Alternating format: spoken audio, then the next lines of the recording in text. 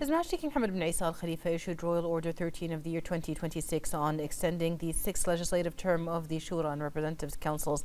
The Royal Order stipulated that following a review of the Constitution, in particular Article 58, and in view of the necessity arising from the current circumstances and their implications, we have ordered the following. Article 1. The sixth legislative term of the Shura Council and the Representatives Council shall be extended for a fifth session of 1 year starting from the 12th of December 2026. His Royal Highness the Crown Prince and Prime Minister Prince Salman bin Hamad Al Khalifa received the Saudi Ambassador to Bahrain, Naif bin Bandar Al Sderi at Ghadaybiya Palace. His Royal Highness affirmed the support of His Majesty King Hamad bin Isa Al Khalifa and the custodian of the two holy mosques, King Salman bin Abdulaziz Al Saud, to strengthen the historic relations between both kingdoms. His Royal Highness highlighted that Bahrain-Saudi ties are based on a rich history of shared aspirations for further prosperity and growth for both kingdoms and their people, stressing that Saudi Arabia represents a strategic depth for the Gulf region. His Royal Highness noted that the strong positions and initiatives of Saudi Crown Prince and Prime Minister His Royal Highness Prince Mohammed bin Salman bin Abdulaziz Al Saud reflect the depth of the relationship between Bahrain and Saudi Arabia. His Royal Highness the Crown Prince and Prime Minister affirmed His Royal Highness Prince Mohammed bin Salman's ambitious vision and commitment to strengthening relations between the two kingdoms, noting His Royal Highness's commitment to developing bilateral cooperation towards further growth and development. His Royal Highness highlighted the importance of consolidating the distinguished strategic partnership between both countries and creating new opportunities to further cooperation to achieve prosperity for the two countries and their people. His Royal Highness noted Bahrain's commitment to deepen cooperation, partnership and improving coordination at all levels with Saudi Arabia to achieve further progress and development. During the meeting, the latest regional and international developments as well as the positive outcomes of the extraordinary consultative Gulf Summit of the Supreme Council of the GCC in Jeddah were discussed, as well as its contributions to strengthening GCC integration and coordination, which supports the interests of the GCC member states and enhances their security and stability. For his part, the Ambassador As-Sderi expressed his appreciation for His Royal Highness's commitment and interest in developing Bahraini-Saudi relations towards advanced levels, wishing Bahrain further progress and prosperity.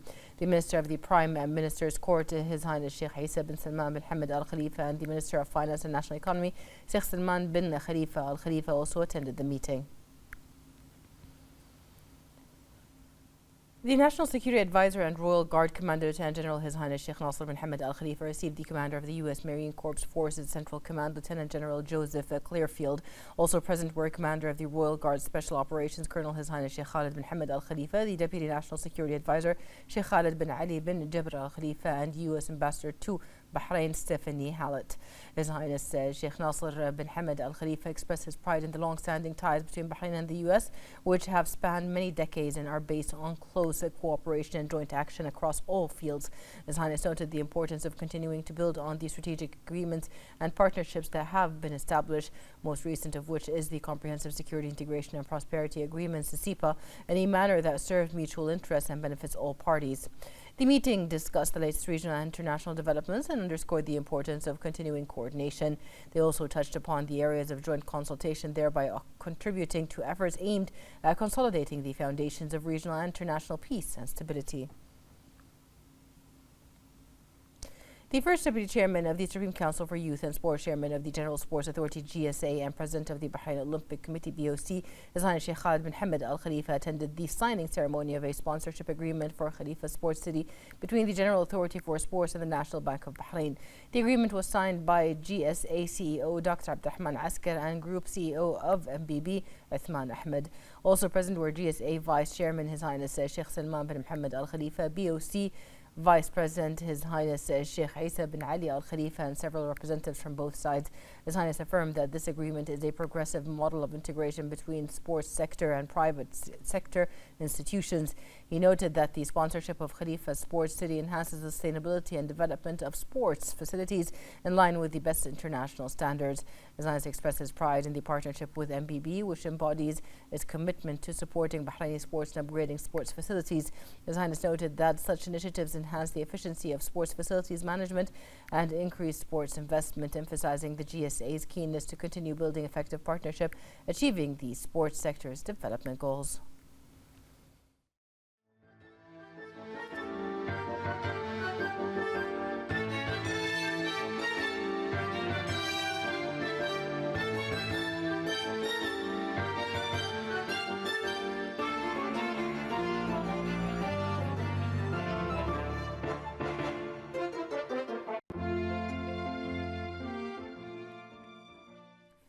The Deputy Prime Minister Sheikh Khalid bin Abdullah Al Khalifa received the Vice Chancellor, Chief Executive Officer and Registrar of the Royal College of Surgeons in Ireland, Dublin RCSI, Professor Cathal Kelly, and the President of the Royal College of Surgeons in Ireland, RCSI Medical University of Bahrain, Professor Samir Atoum.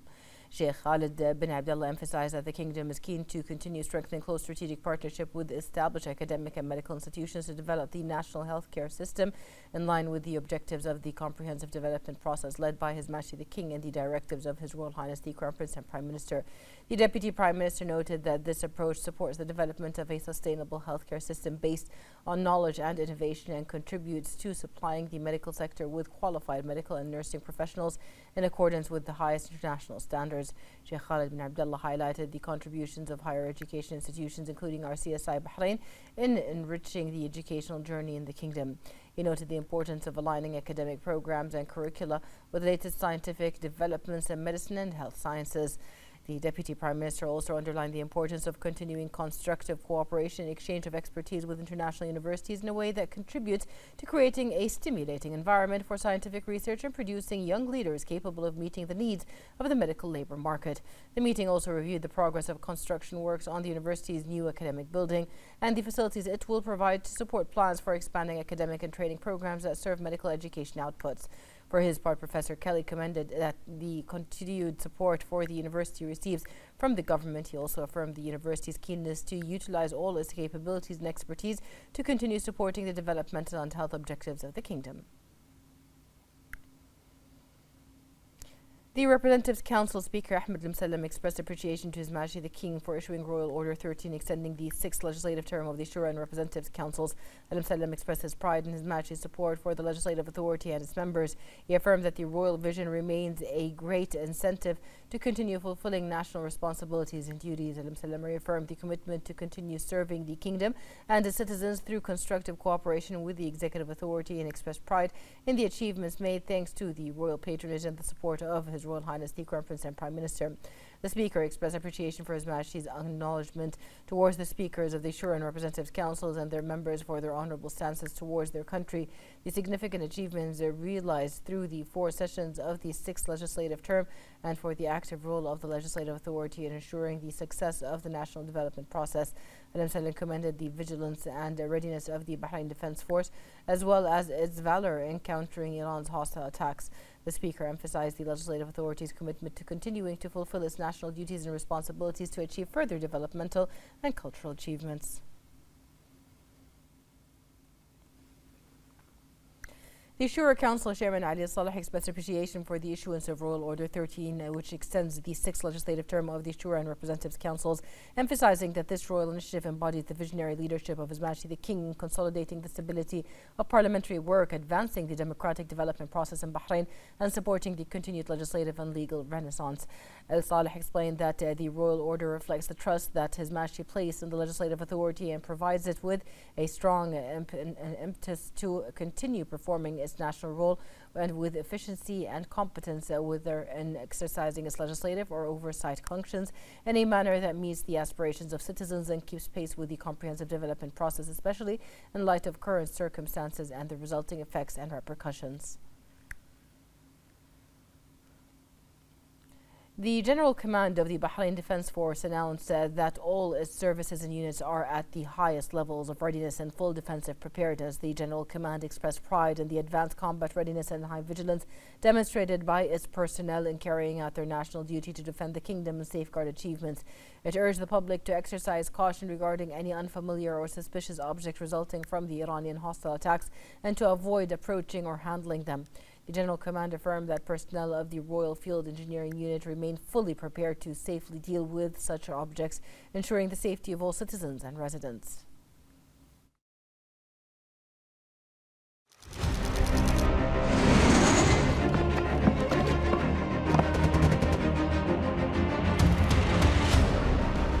إن الأداء المشرف الذي يسطره رجال قوى الدفاع البحرين يبعث على طمأنينة وثقة راسخة بأن سماء ومياه وأراضي مملكة البحرين مصونة بعون الله.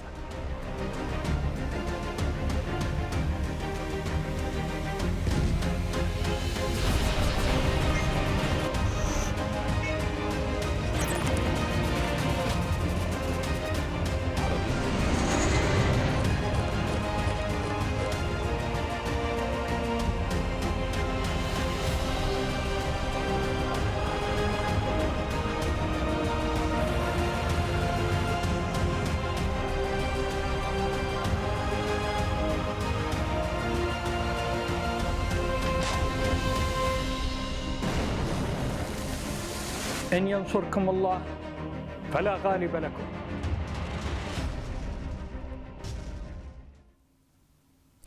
The Minister of Foreign Affairs, Dr. Abdelatif Al-Zayani, held a telephone call with the Deputy Prime Minister and Minister of Foreign Affairs of Jordan, Ayman Al-Safadi. The two sides discussed the deep-rooted ties between Bahrain and Jordan and their continued progress and growth across various domains, as well as ways to further enhance bilateral cooperation and coordination to serve the interests of the two countries and their people. They also discussed regional developments and the implications of Iran's closure of the Strait of Hormuz for maritime navigation and global trade. They exchanged views on regional conflicts, and both sides agreed to continue cooperation and consultation in international forums, particularly the United Nations Security Council, in addition to a number of issues of common interest. The Minister of Transportation and Telecommunications, Dr. Sheikh Abdullah bin Ahmed Al Khalifa, affirmed that Bahrain, with the support of His Majesty the King and the directives of His Royal Highness the Crown Prince and Prime Minister, is steadily progressing towards consolidating its position as a leading global hub in the civil aviation and logistics sector. This aligns with the National Civil Aviation Strategy 2026-2027 and Bahrain Economic Vision 2030. The Minister explained that as part of the government's ongoing efforts to develop the civil aviation sector and enhance its contribution to supporting the national economy, all legal and regulatory procedures have been completed for the registration of one of the world's largest air cargo companies, DHL Air Bahrain, which will establish its headquarters and operational base in Bahrain. He pointed out that this strategic step embodies the advanced position that Bahrain holds on the global aviation industry map and reflects the firm confidence that major international companies place in Bahrain's regulatory and investment. The minister explained that the company's establishment, with its substantial national ownership and its position as a major business hub in the region, enhances air transport and cargo capabilities and supports Bahrain's efforts to solidify its position as a leading regional center in the air cargo and logistics sector. He emphasized that this development opens broader horizons regarding the designation of national carriers under air transport service agreements, thus strengthening Bahrain's presence and competitive standing at the regional and international levels. The CEO for the Middle East and North Africa at DHL Air Bahrain, Abdulaziz Bousbeit, commended the efforts made to develop the regulatory environment and enhance the readiness of the infrastructure. The Minister of Municipalities and Agriculture, Engineer Wael Al-Mbarak, received the Khalifa International Date Palm and Agriculture Innovation Award at its 18th edition held in Abu Dhabi under the patronage of the Vice President of the UAE. The Minister affirmed that the remarkable progress achieved by the agricultural sector in Bahrain reflects a national approach based on resource sustainability and the promotion of innovation. This progress is made possible by the generous support and patronage of His Majesty the King and the directives of His Royal Highness the Crown Prince and Prime Minister, which have contributed to accelerating the pace of achievements and consolidating the foundation of sustainable development. He also highlighted the pivotal role played by Her Royal Highness, the wife of His Majesty the King, chairperson of the Advisory Council for National Initiatives for Agricultural Sector Development, in supporting the development of the agricultural sector, particularly in the areas of date palm cultivation, date production, and enhancing agricultural capabilities in Bahrain. He commended the efforts of His Highness Sheikh Mohammed bin Salman bin Hamad Al Khalifa in overseeing the implementation of the afforestation plan and the Bahrain mangroves initiatives, which have achieved significant progress. The Chief Executive Officer of the Social Insurance Organization SIO, Sahar Rashid Al-Manna'i, affirmed completing all legal and constitutional procedures to implement the edict issued by His Royal Highness the Crown Prince and Prime Minister regarding the payment of salaries to Bahraini citizens working in the private sector for the month of April. The Social Insurance Organization has begun transferring April wage payments for 94.9% of issued Bahraini private sector employees. These payments have been transferred from the Unemployment Insurance Fund to the accounts of employers who completed the registration process within the specified period, accounting for 86.6% of eligible establishment. Registration has also reopened for employers wishing to benefit from the scheme and will remain open until Tuesday, the 5th of May, 2026.